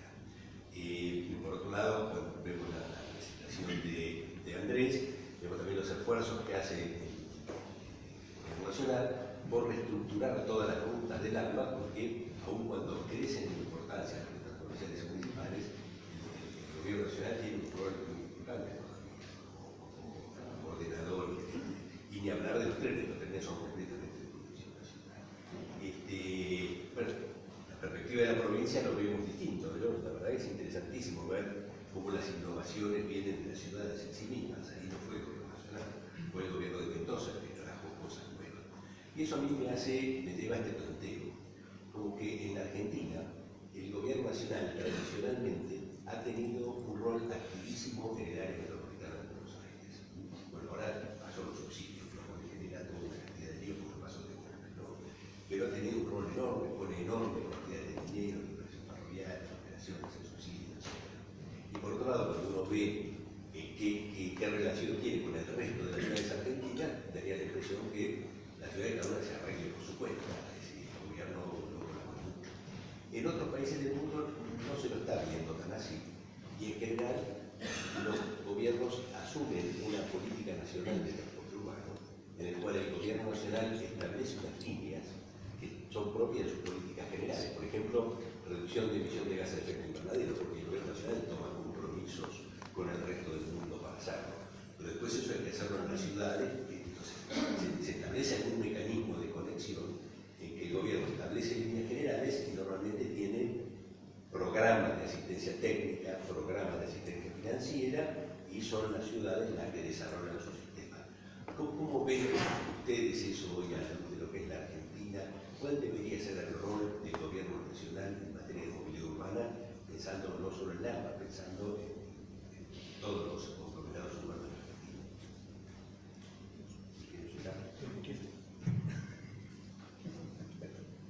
Me sale el interior de adentro.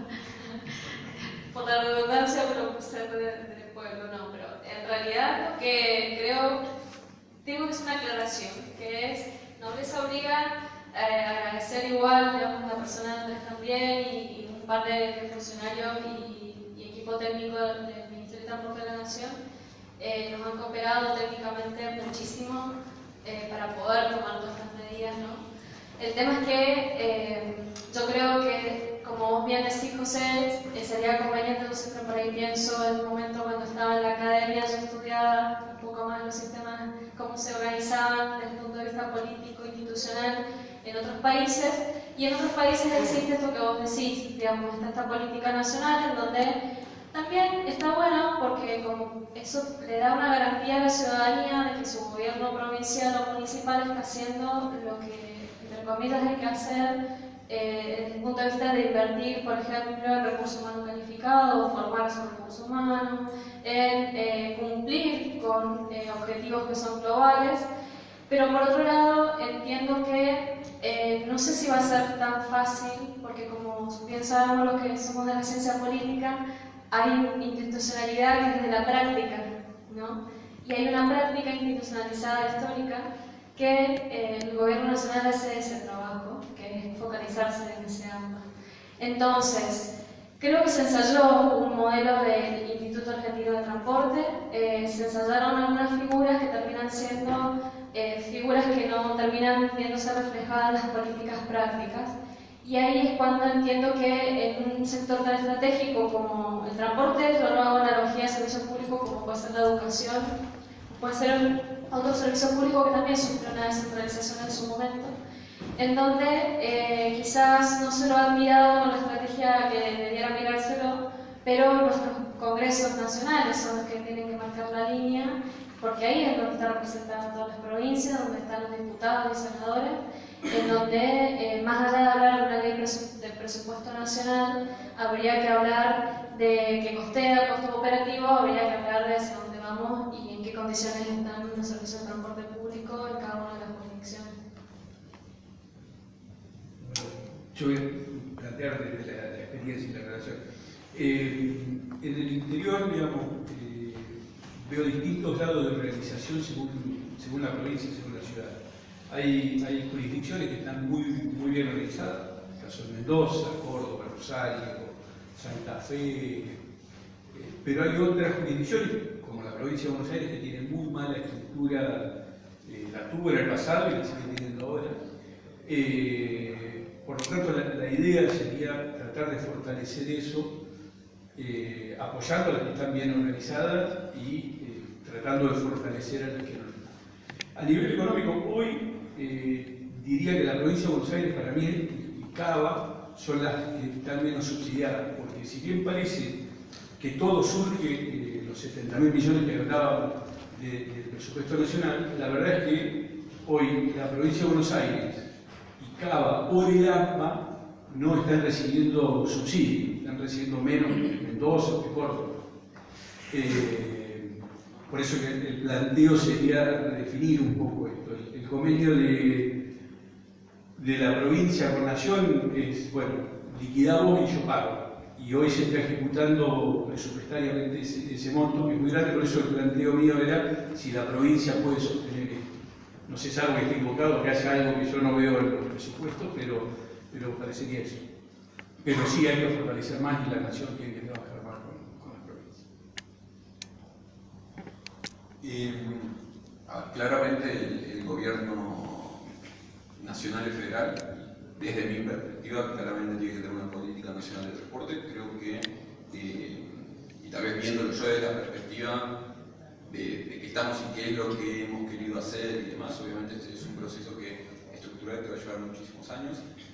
Ya empieza a haber una política nacional de transporte, ahora va a haber por primera vez un Ministerio de Transporte Nacional, en donde en muchos casos, tal vez uno, viéndolo desde afuera, sí dice, tiene que ser el gobierno nacional el que de repente redefina todos los criterios, defina las formas en que ayuda, defina cómo va, ¿no? Pero hay que entender también cuál es la capacidad que tiene el Ministerio de Transporte de la Nación para hacer eso. Nosotros en muchos casos, y desde la experiencia, nos hemos encontrado que, a ver, por las asimetrías que existen entre las capacidades organizacionales en diferentes provincias o ciudades, es complejo trabajar con un montón de organizaciones, en el sentido de nosotros, a ver, y tiro ejemplos, por primera vez tenemos el modelo de Metrobús en el área metropolitana, pero por primera vez se hicieron, a ver, desde el Estado Nacional, proyectos en Rosario, Santa Fe, Neuquén, se trabajaron con Corrientes, se dio apoyo a Mendoza, se trabajó con Córdoba, en muchos casos que esos proyectos de infraestructura no terminaron siendo, en algunos casos, desarrollados por cuestiones, entiendo que ajenas a los nuestros. Se está trabajando en una operación de préstamo con CAF para realizar metrobuses en el interior. Se ha dado mucho apoyo técnico a ciertos procesos, como por ejemplo el modelo de Junín, en donde se ha estado. Bueno, creamos un área específicamente que trabaja en temas micro de movilidad urbana, en donde seguramente puede haber un montón de gente desde las provincias o de afuera que opinen que tal vez no debería ser el modelo, pero esto es una construcción que se requiere trabajar muchos años. A ver, bueno, conoces en su momento el Banco Mundial tenía el PETUMA, en donde se realizaron diferentes trabajos en el interior, pero no se terminó de consolidar una política nacional de transporte urbano. También en esos programas, la obra la definía el gobierno nacional y la financiaba el gobierno nacional. El tema que tenía que venir de abajo para arriba, ¿no? A veces sería un poco... Bueno, pero por eso en muchos casos, a ver, nosotros nuevamente nos encontramos, por ejemplo, en esta experiencia con un banco de proyectos infinito por parte de las provincias y demás, como para que nosotros podamos trabajarlo. Y después, sí, lo que yo estoy de acuerdo es que a ver, tal vez eso se siga desarrollando, es el gobierno nacional debiera definir ciertos lineamientos de política deseable, porque cumplen con ciertos objetivos, como existe una política nacional de mitigación del cambio climático, o porque define, esta es mi política nacional de transporte urbano, en donde pueda ser o no pueda ser compartida, y donde eso gatille, por ejemplo, la disponibilidad de fondos. La realidad es que hoy estamos en una situación en que la restricción presupuestaria es grande, entonces tampoco no es que tenemos para gastar por los lados, y donde también, donde se ha querido trabajar, no es que hay un terreno fértil gigante. Creo que se ha avanzado, creo que seguramente en todos los ámbitos falta avanzar muchísimo, pero es un ámbito de discusión, y me parece que, como dice Elías también, no es que el Congreso, fundamentalmente cuando define el presupuesto, por ejemplo, establece ese tipo de pautas.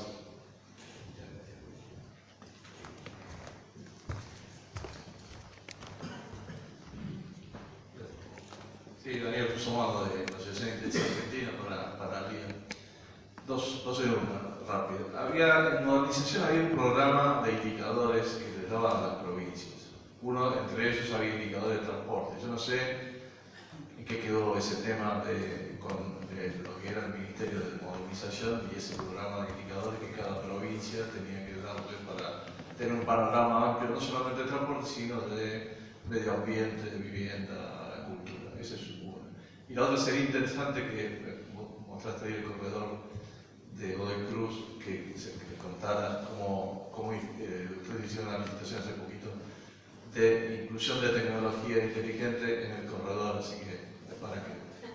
Bien, bueno, muchísimas gracias, Daniel. Tiene razón, que la verdad es que yo por los tiempos que anunciaba la presentación omití mucha otra parte de inversión del Estado provincial en ITS o tecnología para hacer, digamos, los sistemas inteligentes de transporte.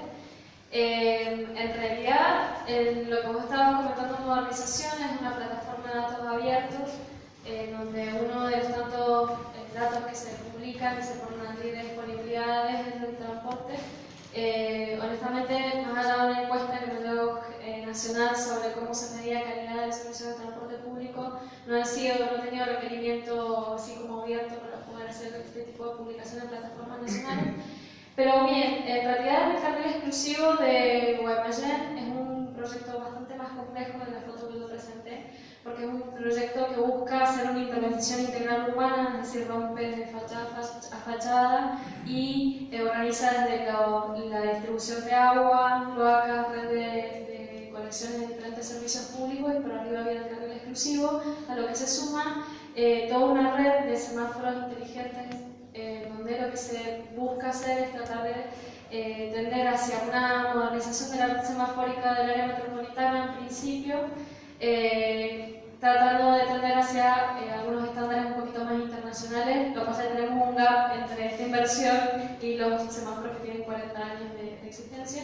Pero además hace poquito también esta inversión se hace con cooperación de la Nación, el Ministerio del Interior, a través del programa DAMI, que la provincia de Mendoza ha sido beneficiaria de ese programa en varias instancias, también para la marca, el desarrollo de la marca Mendotrán y un proyecto un poquito más amplio de eso.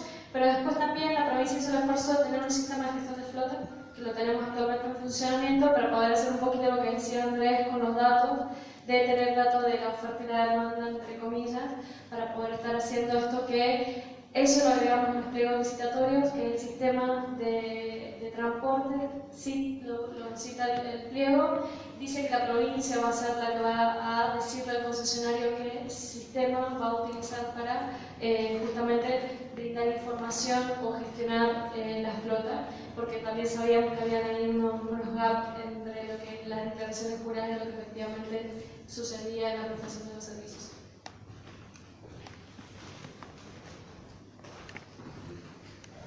Sí, al pasar a un sistema tronco alimentado, evaluaron después de la implementación qué porcentaje de viajes que se hacían en un tramo ahora se empezaron a hacer en dos, y si hubo un cambio en la percepción subjetiva del tiempo de espera, porque capaz en un troncal con una vía exclusiva las velocidades comerciales son más rápidas, quizás el tiempo de viaje de punta a punta se redujo, pero esta necesidad de hacer un transbordo y con la implicación de los tiempos subjetivos de espera, que estos a veces se multiplican por un factor de refracción y cada minuto que pasa se percibe como superior.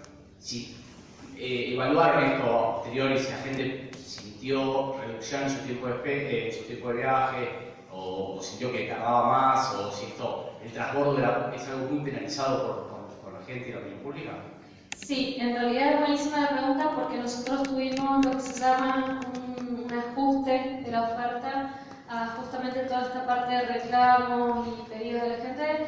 Tuvimos una alta resistencia a hacer los transbordos, pero recién estuve comentando con el público, una participante que vivió en Mendoza, que hace poquito estuvo, que le comentaba esto de que al principio fue muy conflictivo y después les empezó a gustar el sistema. Nosotros decíamos, pero si ahora te estamos ofreciendo 35 troncales que te van a llevar, que la tenés cada 8 minutos porque me decís que el sistema es malo, o sea, en esa esquina puedo hacer unas combinaciones, pero bueno, hasta que se pudo aprender la red, fue difícil generar esa parte de adaptación, y lo cierto es que para que no tuviera tanto costo político como el que tuvo en su momento, tuvimos que hacer una adaptación de varios servicios. Por ahí la filosofía de trabajo fue, yo digo, he estado en comité de emergencia mínimo 4 hasta mayo, me he sentido en comité de emergencia, no fue lo mismo que enero y febrero, pero es algo muy áspero para poder gestionarlo, porque en realidad es todos los días y mucha gente con un conflicto importante de que nos tienen los servicios de transporte. Entonces, no tenemos una evaluación, pero sí la queremos empezar a hacer con los datos que nos dé el sistema de gestión de flota, la idea es hacer esa eficiencia de gestión de flota. Y si bien ahora para adaptar el sistema y un poco bajar esa resistencia, lo que queremos hacer es ir tendiendo a recortar servicios, ahora que ya los conoces. Entonces efectivamente un troncal sigue teniendo, hemos tratado de no tocar los troncales en el sentido de que sus trazas estaban previstas con una lógica, entonces si yo ya le doy un tramito cuando empieza a hacerse lechero no me sirve porque no va a cumplir el tiempo de vuelta y ser las frecuencias, pero sí, por ejemplo, los troncales estructurantes nuevos de la empresa provincial es la que más IPK tiene y es la que la gente valora como positivo, que hemos estado tomando algunas encuestas. Entonces eso está bueno para los planificadores porque les confirma lo que han ensayado por bastante tiempo sobre el tema del IPK.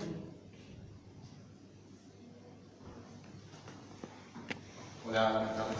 Javier Cantarella, del Gobierno de la Provincia de Santa Fe. Un comentario sobre lo que hablaban del tema federal. Me parece que es importante tener una ley de movilidad que muchos países de la región ya la tienen hace años, Bolivia, Brasil, etcétera, donde se fija esa política que acá depende de cada gobierno y sería interesante tener una ley nacional de movilidad urbana. Santa Fe, Mendoza ya tienen leyes provinciales de movilidad donde se fijan un poco estos lineamientos y donde se podría fijar un poco, que he trabajado en Petuma anteriormente y un poco la idea de Petuma era que existan planes de movilidad y las obras salgan de esos planes y haya un plan.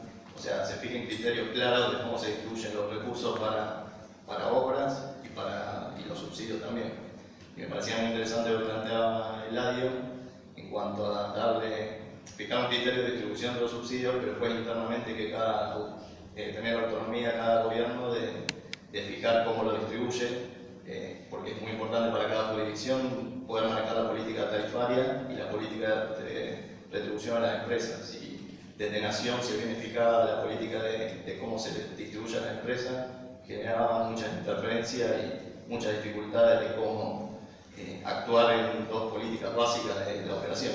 Así que me parece muy interesante eso, y también estar muy ligado a Buenos Aires es un inconveniente porque, bueno, en tecnología siempre, en cuanto a SUBE, GPS, siempre tuvieron 10-15 años atrasados a Rosario, Mendoza y otras ciudades que siempre fueron mucho más adelante en cambio en transporte en comparación con la... Mucho, yo creo que estamos un poquito en el tiempo. Me gustaría cerrar solamente teniendo un breve comentario de un punto, que es las ciudades más chicas. Con menos de 50.000 habitantes, en la Argentina viven 8 millones de personas, en centros urbanos que menos se notan. ¿Cómo se moviliza? ¿Cómo cubre sus necesidades de desplazamiento?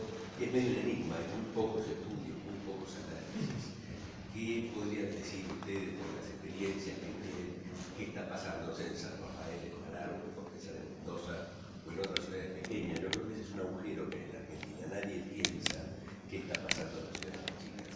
Les sugiero hacer un pequeño comentario de eso y después les hacemos así. Bien, la verdad es que es conveniente también el comentario, porque ahora tengo un jefe hiperactivo que me hubiese gustado que lo conociera, pero ahora estamos en el proceso de licitación de los servicios de media y larga distancia y me encuentro con esta realidad que vos me estás diciendo, que justamente es cómo efectivamente una oferta de servicio regular puede llegar a ser eficiente para resolver las necesidades de movilidad de esta población, considerando que, yo les comentaba antes, la realidad, al menos en el caso de las ciudades más pequeñas en Mendoza, la empieza a complicar un poquito el territorio, ¿no? Lo cierto es que poca información hay de diagnóstico, digamos, no es el mismo punto de partida para hacer este trabajo de licitación que con los servicios urbanos no hay material de diagnóstico con esa calidad, porque yo creo que en realidad la estrategia más, como no sé si decirlo conveniente, la verdad es que no sé si hay un término como para poder ser justa con esta población que yo creo que sistemáticamente ha tenido que resolverla sola, la necesidad de movilidad, cómo el Estado acompaña. Creo que debiera fomentar más los modos blandos, esos modos que no requieren tanto recurso como el urbano, pero a la vez también creo que en eso sería, digamos, un ejercicio interesante quizá poder contar con cooperación de universidades o centros educativos que pudieran ser núcleos receptores de al menos un diagnóstico preliminar de esa problemática. A ver, no lo tengo muy visto, solo puedo plantear mi Lincoln natal, que el colectivo lo tenía para ir al parque, pero después toda la gente era o el auto o caminar. Y creo que, no sé si en las de menos de 50, pero pensando en la barría o pensando va a depender de los desarrollos productivos, digamos, si vos tenías, pero se han ido un poco lo que dice ella, generando por la necesidad propia sin una política nacional. El caso de Junín, que se le dio mucho impulso, yo no sé si hoy está funcionando bien, porque hay un tema cultural ahí, que la gente no está acostumbrada a usar el colectivo, y no sé si reemplazaste la motito con la línea colectiva, la verdad no lo tengo idea. Sí, yo mucho, la verdad es que tampoco. Sí creo que tenemos un tema grave con el tema de motos y demás, y la proliferación fundamentalmente de lo que es el impacto en términos de siniestros y demás. Creo que no serviría mucho definir o traer una definición muy macro, porque la realidad es que pueden no parecer complejas, pero la realidad es que cada una de estas ciudades que son tan variopintas, porque estamos diciendo que son centenas, son muy diversas de acuerdo también a cómo se hayan desarrollado el casco urbano y demás. Sí creo, y tal vez lo que decíamos recién, es que hay una oportunidad con las nuevas tecnologías para aprovechar su conectividad no solo interna, pero también fundamentalmente con otras ciudades y más, porque en muchos casos estas pequeñas ciudades también tienen muchísima relación con otras ciudades del entorno.